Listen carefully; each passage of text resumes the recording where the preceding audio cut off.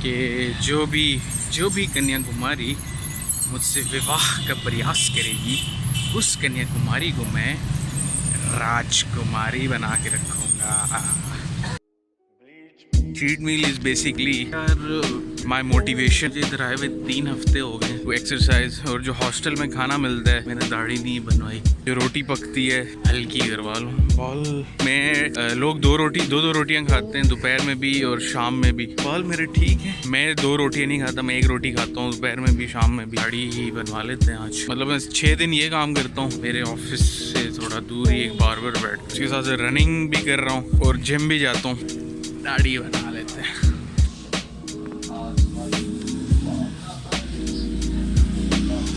तो ये scientifically proven बात है कि सिर्फ जिम से या सिर्फ रनिंग से आपका वेट लूज नहीं होगा। कटिंग करवा ली है, बाल ठीक हैं, और फिर आप जिम भी करो और रनिंग भी करो, दोनों काम करो। 2 साल छोटा हो गया हूँ अब मैं, तब आपका वेट लूज होता है। This is what I am doing, this is the magic of beard. और अभी मेरा फोकस सिर्फ और सिर्फ वेट लूज करना है। तो संडे को मैं बिल्कुल काम के बारे में नहीं सोचता। अभी बल्किंग कुछ भी नहीं, ना प्रोटीन। बेशक आवारागर्दी करूंगा सारा दिन बाहर।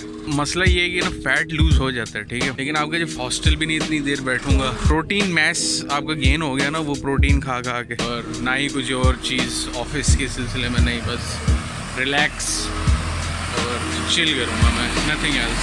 वो लूज़ मुझे नहीं लगता होता। मुझे इतना नॉलेज नहीं है, अगर किसी को है तो मुझे बता दे। जो भी कन्याकुमारी मुझसे विवाह का प्रयास करेगी तो उस कन्याकुमारी को मैं राजकुमारी बना के रखूँगा। But there is something fundamentally wrong है। बताता हूँ क्या। तो मैं हॉस्टल के रूम में ज़्यादा देर रहता नहीं हूँ, मेरा दिल नहीं करता। तो अभी ये मैच हो रहा है कोई, तो मैं सोच रहा हूँ इधर बैठ के ना ये मैच देखूँ ज़रा। बच्चे जो होते हैं वो शलवार में इलास्टिक डालते हैं। So something fundamentally wrong with this is that जो बड़े हो जाते हैं तो वो फिर नाड़ा डालते हैं। अगर मैं किसी लड़की को दावा कर रहा हूँ कि मैं उसको राजकुमारी बना के रखूँगा, और जो लेजेंड होते हैं वो पेंट बेल्ट के बगैर पहनते हैं, मैं भी खुद थोड़ी ना राजकुमार हूँ। मेरी बेल्ट टूटी हुई है मंडे से। मतलब मैं भी अभी स्ट्रगल कर रहा हूँ। और 1 हफ्ते तक मैं मेरी पेंट बगैर बेल्ट के पहन के चला रहा हूँ गुजारा। अगर मैं चाहता हूँ कि मैं इसी को राजकुमारी बनूँ, तो पहले मुझे खुद तो राजकुमार बनना चाहिए। मोबाइल में हाथ में पकड़ लेता हूँ और बटवा में साथ लेके नहीं जाता, क्योंकि पेंट नीचे हो जाती है। और एक और बात, काफ़ी लोग ये कहते हैं, लड़के ये कहते हैं खुसूसन, तो आज वही पेंट लेने जा रहा हूँ मैं 1 हफ्ते के बाद, कि भाई जो लड़कियाँ होती हैं वो गोल्ड डिगर होती हैं और सिर्फ अमीरों के पास जाती हैं। और पेंट भी मैंने वही पहनी है। भाई इसमें गलत क्या है? मतलब मैं इसमें कोई चीज़ गलत नहीं समझता। मेरा जो मानना है वो इसलिए क्योंकि ताकि बाज़ार में जाके चेक कर सकूँ कि पूरी आती भी है या नहीं। देखो, एक खातून का काम नहीं है घर चलाना, एक मर्द का काम है घर चलाना।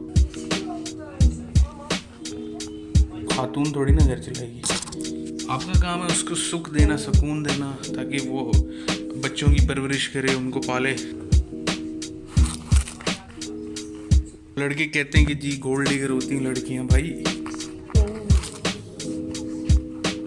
क्या मतलब है? मतलब अब नल्ले बेरोजगार छपरियों के साथ लड़की शादी कर ले? हाँ,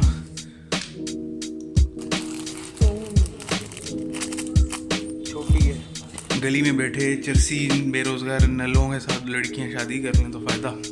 तो यार 500 रुपये की 550 की बेल्ट थी।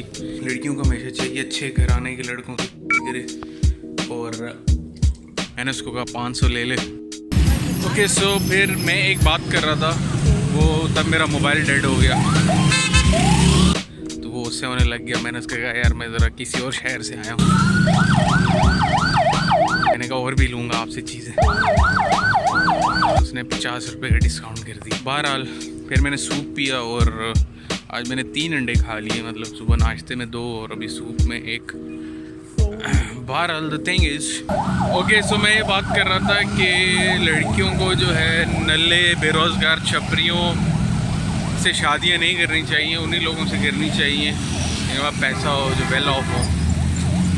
लेकिन ये चीज़ नहीं करनी चाहिए अगर कोई लड़का गरीब है और आप उससे प्यार भी कर रही हो, बातचीत भी कर रही हो, और आप उसको आपने उसको बोला हुआ है कि मैं तुम्ही से शादी करूँगी, और फिर जब एकदम कोई अमीर आता है तो उसको छोड़ दिया।